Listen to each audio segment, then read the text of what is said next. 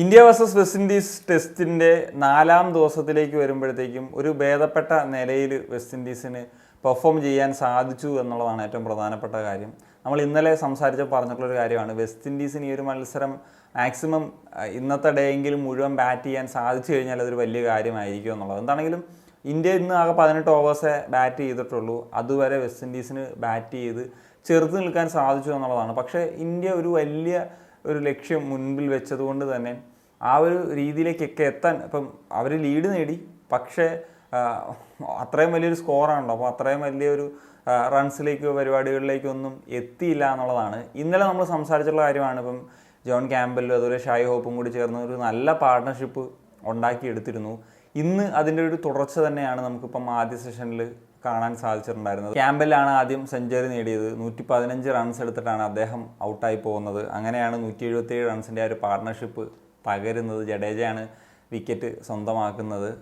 ശേഷം 212-ന് 3 എന്ന് പറയുന്ന നിലയിലേക്കായി.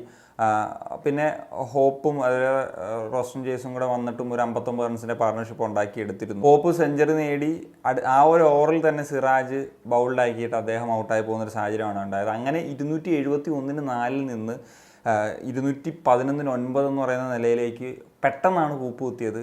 ആ ഒരു ശ്രേണി വന്ന പ്ലേയേഴ്സൊക്കെ പെട്ടെന്ന് ഔട്ടായി പോകുന്ന സാഹചര്യമാണ്. കുറച്ചെങ്കിലും പിടിച്ചു നിന്നത് റോസ്റ്റൻ ജേസ് മാത്രമാണ് 42 റൺസ് നേടിയിട്ട്. പക്ഷേ അവസാന വിക്കറ്റിൽ ഒരിക്കൽ കൂടി വാലറ്റം തുണച്ചു. ആ വാലറ്റത്തെ പാർട്ണർഷിപ്പ് തുണച്ചു എന്ന് പറയാം. 79 റൺസിൻ്റെ ഒരു പാർട്ണർഷിപ്പാണ് ഗ്രീസും സീൽസും കൂടി ചേർന്നുണ്ടാക്കിയത്. അതിൽ ഗ്രീസ് ഒരു ഹാഫ് സെഞ്ചുറി നേടി, 50 റൺസ് ആണ് നേടിയത്. സീൽസ് 32 റൺസും നേടി.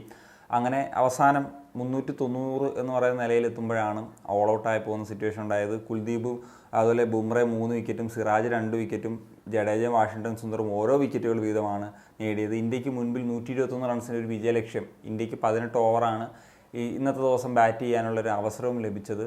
എന്നാണെങ്കിലും ഇന്ന് തന്നെ മത്സരം അവസാനിപ്പിക്കും. ഒരു T20 മൂഡിലൊക്കെ കളിച്ചു കഴിഞ്ഞാൽ ഇന്ന് തന്നെ മത്സരം അവസാനിപ്പിക്കാം എന്ന് പറയുന്ന സാഹചര്യമാണുള്ളത്. ഇപ്പോൾ ജയ്സ്വാൾ ആദ്യത്തെ ഒരു ഓവറിൽ 2 ബൗണ്ടറിയൊക്കെ പറത്തിയാണ് തുടങ്ങുന്നത്. എന്നാൽ രണ്ടാമത്തെ ഓവറിൽ ഒരു കൂറ്റനടിക്ക് ഒരു 6-ന് ശ്രമിച്ചതാണ്.